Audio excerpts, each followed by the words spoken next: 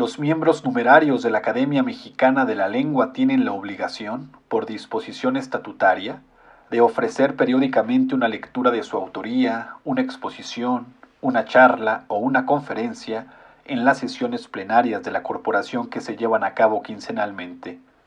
Dichas lecturas dejaron de ser privadas y adquirieron un carácter público, con el propósito de cumplir de mejor manera su función de difundir el conocimiento, no nada más de carácter lingüístico, sino de la cultura en beneficio de la sociedad.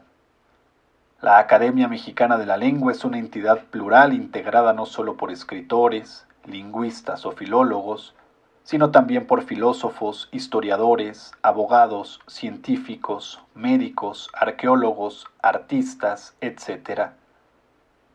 En ella convergen diversos pensamientos, ideas, visiones del mundo y posiciones políticas, de manera tal que la Academia es una corporación garante de la pluralidad y de la libertad de expresión. Sobra decir que la responsabilidad de las presentaciones y de las conferencias que cada uno de los académicos presente en esta sucesión de programas tiene un carácter individual, que no necesariamente refleja la posición de la Academia, apolítica por definición.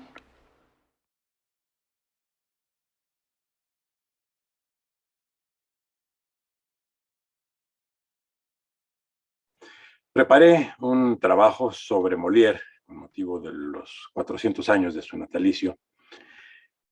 Quiero decir que este ensayo sobre Molière lleva el título Molière y el Estado Absoluto y está dedicado a la memoria de mi querido, admirado e inolvidable maestro Martín Quirarte, con quien hace más de 60 años leí el Tartufo o Tartufo por primera vez. La extensa bibliografía sobre Molière hace honor a su grandeza. En cierta forma es inabarcable para quien no sea un molierista profesional. En mi caso, de entre la vasta producción sobre la vida del poeta y dramaturgo, disfruto de manera especial con las obras de Grimarest, Voltaire y Bulgakov. Una biografía amena es la de León Thorens, uno de cuyos principales méritos es la traducción magistral que llevó a cabo Margarita Nelken. En este caso, el escritor reconstruye la vida del personaje de una manera ágil, novelada, apoyado en buena información que no cita. La obra de Grimarest generó una polémica ácida en su tiempo, ya en el siglo XVIII, y era habitual en su época este tipo de polémica. Un aspecto del debate se centró en el tratamiento de Monsieur, que aparece en el título y en el desarrollo de la obra de Grimarest, y que era el que daba al su biografiado. Un crítico señaló que ese trato de distinción no era aplicable a un cómico. En el orden cronológico, el siguiente gran ensayo corresponde a Voltaire, cuya obra dramática quedó opacada, como bien sabemos, por la filosófica e incluso por la narrativa. Empero, gustaba del teatro a tal punto que además de escribirlo, lo actuaba. De Molière en especial, prefería interpretar, así lo decía él, a Pourceaugnac. Pasó revista, Molière, Voltaire, a cada texto de Molière, señalando que Europa entera reconocía en el misántropo una obra maestra, más hecha para ser leída que representada, más para el espíritu que para la multitud, dijo textualmente. Es la obra, agregó, de un sabio escrita para los espíritus esclarecidos. A su vez, Tartufo se convirtió en una lección de moral por encomiar la virtud y satirizar la hipocresía.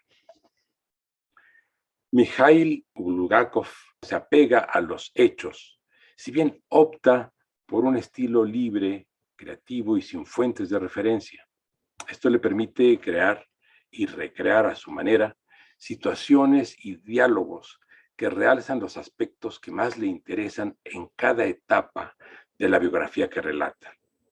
El resultado es un Molière vivo, próximo al lector, es posible sentirlo, casi tocarlo. La biografía abre con un simpático intercambio de comentarios entre Bulgakov y la comadrona que asiste el parto de Jean-Baptiste, y cierra con las visiones y el delirio del enfermo imaginario moribundo.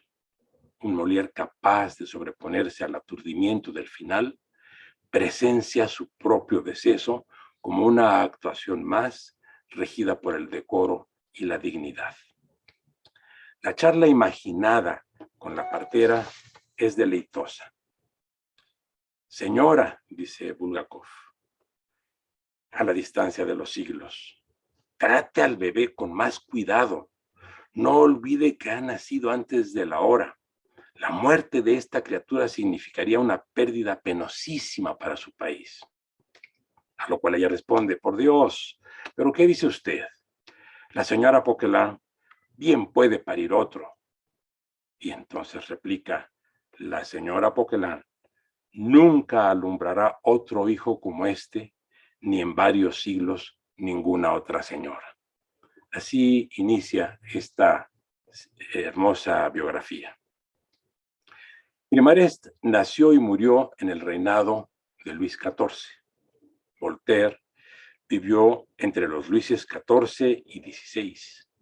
Y Bulgakov solo conoció dictaduras crueles. Comenzó con la zarista y concluyó con la stalinista. Por las materias de su actividad intelectual, Grimarest valoraba la libertad de investigación en un espacio de sumisión generalizada, pero no tuvo motivos de conflicto con el orden imperante. Voltaire, en cambio, sufrió la cárcel y el exilio, aunque también accedió a los salones y poseyó el propio. Disfrutó además la amistad con monarcas absolutos como Catalina y Federico, una y otro llamados grandes, sin dejar por ello de creer y de practicar la libertad a plenitud. Bulgakov la tuvo más difícil. En su Rusia, más de 20 millones de personas fueron silenciadas por disentir. Su biografía de Molière fue una expresión clamorosa por la libertad en tiempos sórdidos. El biógrafo se contempló en el biografiado, como bien lo apunta el dramaturgo escocés John Hodge en su amena Colaboradores.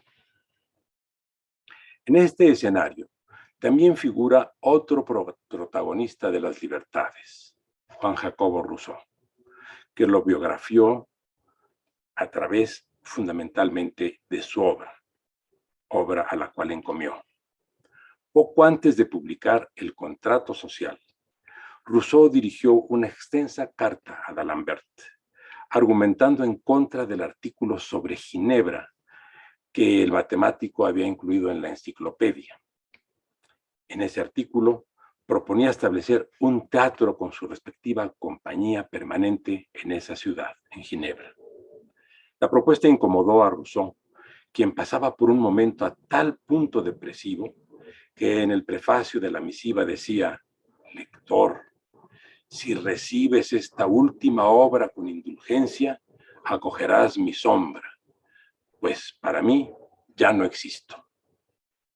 Por fortuna, el mal humor pasó y Rousseau todavía vivió otros 20 años.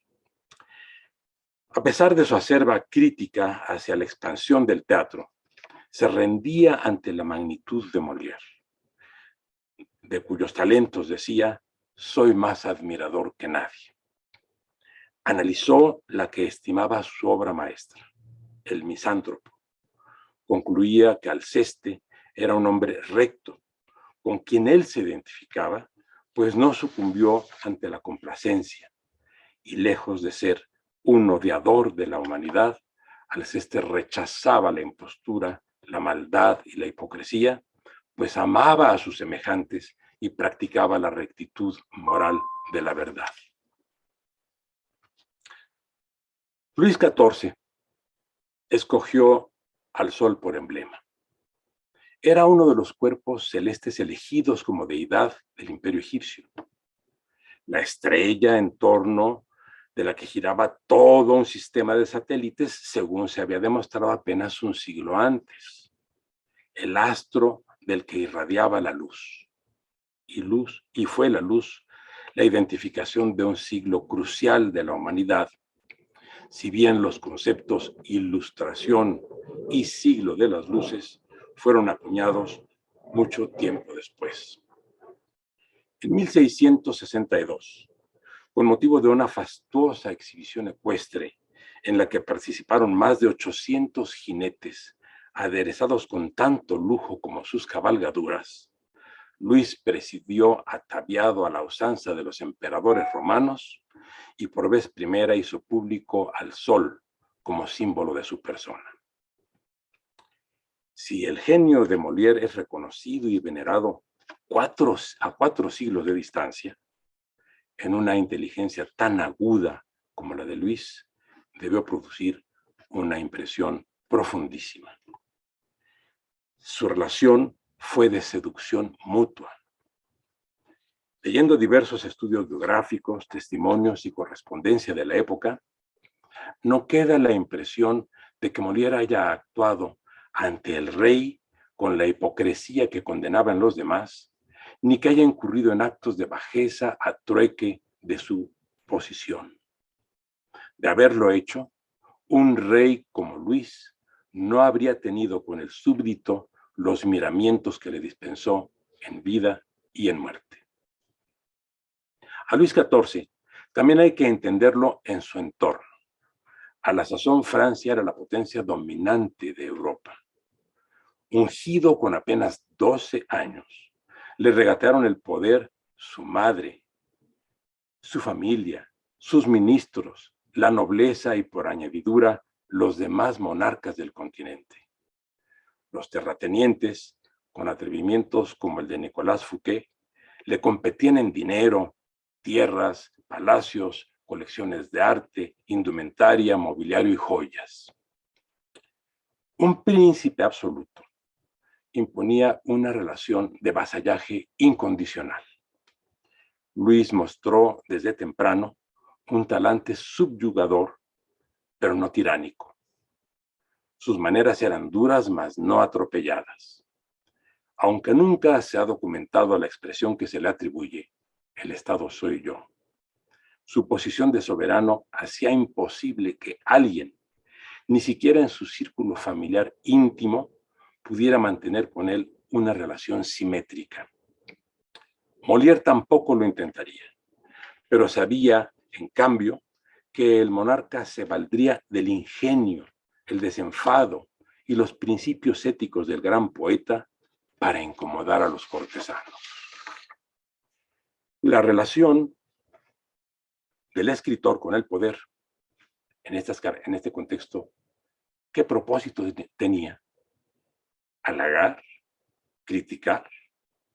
En mi concepto, Molière fue un gran estratega de la libertad de expresión y entendió que una parte de su tarea literaria encajaba en el proceso para consolidar el poder de un gobernante que construía una Francia imperial como no pudieron hacer Francisco I ni Enrique IV.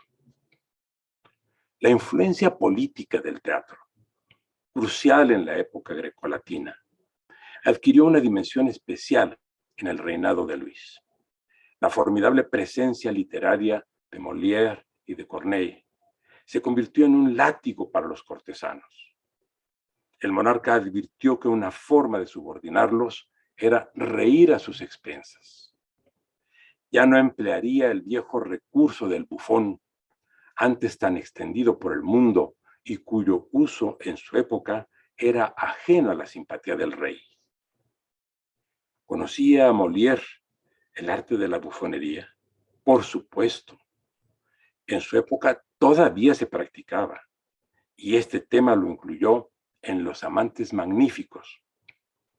El asunto se lo sugirió el rey, y en la obra El Bufón, caracterizado por él, dejó de ser una figura ridícula para convertirse en un portador de la palabra libre. Tartufo es un caso ilustrativo de la defensa de las libertades por parte de Molière. Los memoriales dirigidos por el dramaturgo al monarca son argumentos en pro de la libertad de expresión. Son también el espejo de un momento en el que la frivolidad, fullería y promiscuidad alimentaban la comedia. Molière topó con algo inesperado. Los cortesanos admitían la burla pública de sus desórdenes, pero se resintieron ante la exhibición de su propia impostura. El comediógrafo tocó un filamento muy sensible, tanto que el nombre propio Tartufo pronto se convirtió en adjetivo. La obra misma es más conocida como El Tartufo.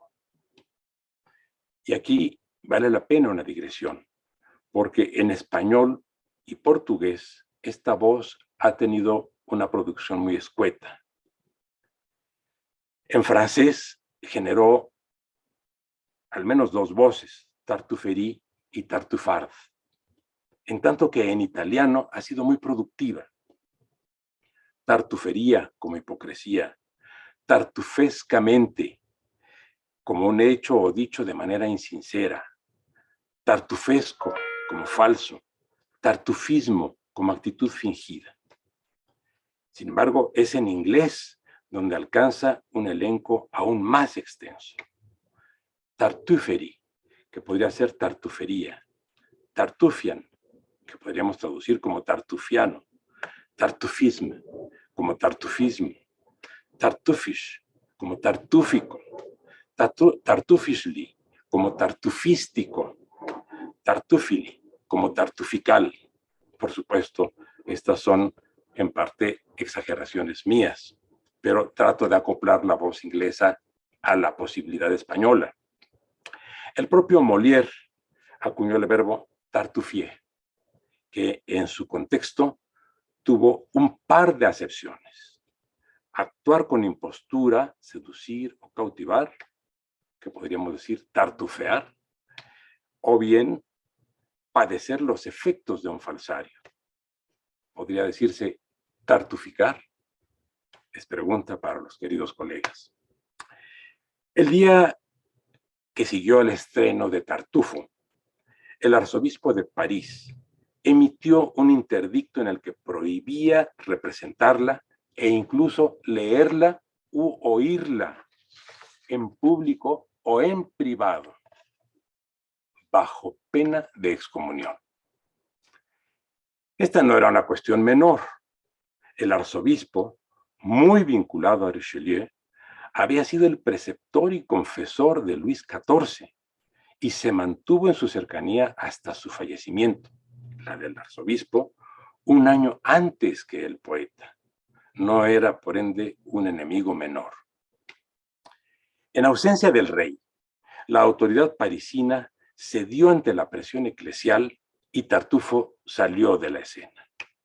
El dramaturgo esperó un tiempo y cuando vio la oportunidad dirigió 3 memoriales al monarca, por entonces en los campos de batalla de Países Bajos, donde triunfaba. Le dijo que era deber de la comedia, cito textualmente, corregir a los hombres divirtiéndolos, por lo que su obra atacaba los vicios del siglo, de los cuales la hipocresía era uno, repito las palabras de Molière, de los más en uso. Molière endulzó sus argumentos hablando de las virtudes incomparables de un Luis victorioso, pero en medio de las muchas loas que le tributaba, dejó caer con elegancia una amenaza categórica. Textual: no habré de pensar nunca más en escribir comedias si los tartufos triunfan. Fue todo cuanto dijo. No dejaba opción al monarca. El silencio de Molière significaría que por encima del soberano habrían prevalecido los vetos de la corte y del clero.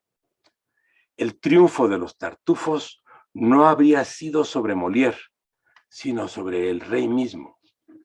Con esa frase sencilla, directa, supo sin duda que tocaba la fibra más sensible de un soberano que aspiraba a la absolutidad.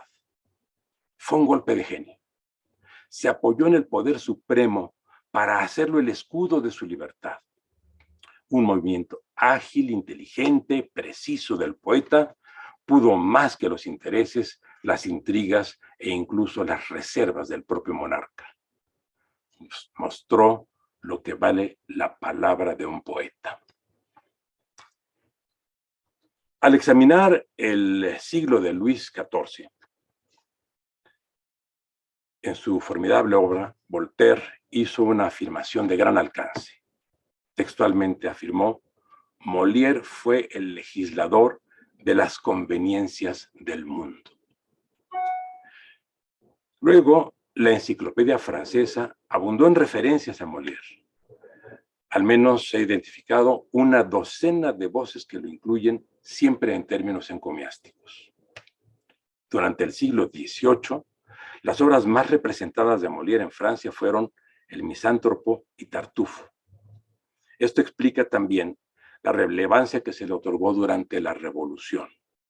Ahí estuvieron presentes los personajes molierianos. Por ejemplo, Fabre d'Églantine, escritor influyente muy cercano a Danton y autor del calendario republicano, retomó a Filinto y Alceste para acomodar el misántropo a su tiempo. En 1790, fecha del estreno de su Misántropo, la trama no consistió en debatir acerca de la calidad de un poema, sino sobre la tenencia de una propiedad. El enfoque cambió también el talante de los personajes y un misántropo trágico tomó el lugar del cómico. Robespierre mismo se identificaba con Alceste, aunque estaba muy lejos de expresar cualquier tipo de coincidencia con Fabre, a quien acusó de traición por razones políticas. Tiempo después, ya en el siglo XIX, Benjamin Constant, un personaje clave en el diseño conservador del poder constitucional, además de escritor ilustre, dijo que Molière merecía un solo calificativo: divino. Había, por tanto, un reconocimiento amplio para el poeta genial que no afectaban las disputas personales ni las discrepancias ideológicas. Fue tan poderosa la obra de Molière que dejó en la penumbra otras expresiones de su creatividad. Una de estas fue la compañía teatral, de la que fue director de escena, actor, productor y escenógrafo. Molière reformó el teatro de su época y preludió algo de la nuestra. Por ejemplo, el improntu de Versalles inspiraría al improntu del alma de Ionesco, con motivaciones similares, y puede considerarse una anticipación del metateatro. Goethe replicaba a un crítico de Molière diciéndole que si quería señalar errores al gran poeta francés, comillas, debería hacerlo de rodillas. Agregaba textualmente: ningún año dejo de leer a Molière. Y El Misántropo, confió a Eckermann, es una de las obras de teatro que más admiro. Así decía Goethe. La portentosa obra de Molière está tejida con la riqueza de la palabra, el poder de la inteligencia, los recursos de la sagacidad y el ímpetu del creador, de un creador infatigable. Manejó la sabiduría del humor y transformó la ira en ironía. Vivió a horcajadas entre la realidad palaciega y la escénica. Muchos de sus personajes son la caricatura de su propio público. El universo de la abyección llevó a que las personalidades de la vida palaciega aplaudieran su propia ridiculización y rieran a sus costillas. Molière contempló y entendió la realidad. Hizo de la crudeza social una fantasía literaria, de la urdimbre falaz de los salones una panoplia ingeniosa en medio de las bambalinas, del discurso sesgado entre cortesanos un diálogo fluido entre actores, de las mentiras increíbles extrajo ficciones verosímiles y sobre lo infecundo, salaz y frívolo de su época, construyó una obra perdurable, crítica y hermosa. Para aquel autor de realidades paralelas, todos simulaban a su manera.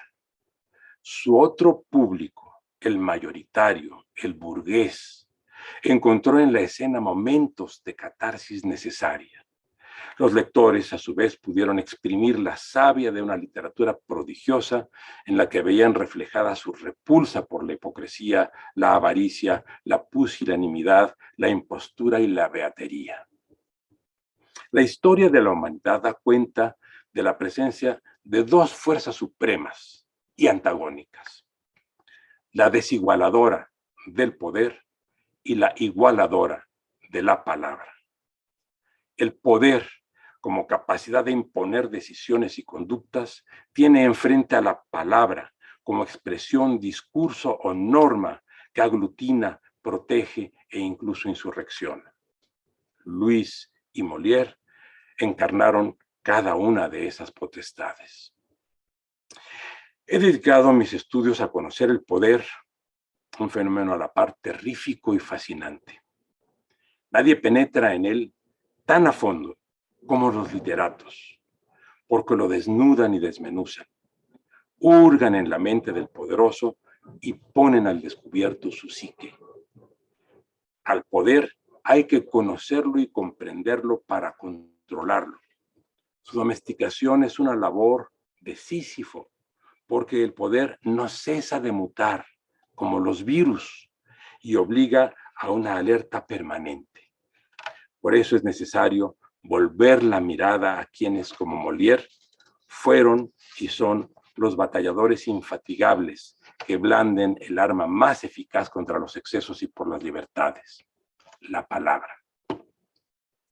Personaje de sí mismo, Molière cumple 400 años de vida lozana y prometedora. Las criaturas de su pluma siguen poblando los escenarios del mundo e iluminando horas de lectura. Actor y autor supremo, Molière fue un vocero de las libertades que ayudó a contener la arbitrariedad cuando el sol abrasador del poder se encontraba en el cenit. Muchas gracias.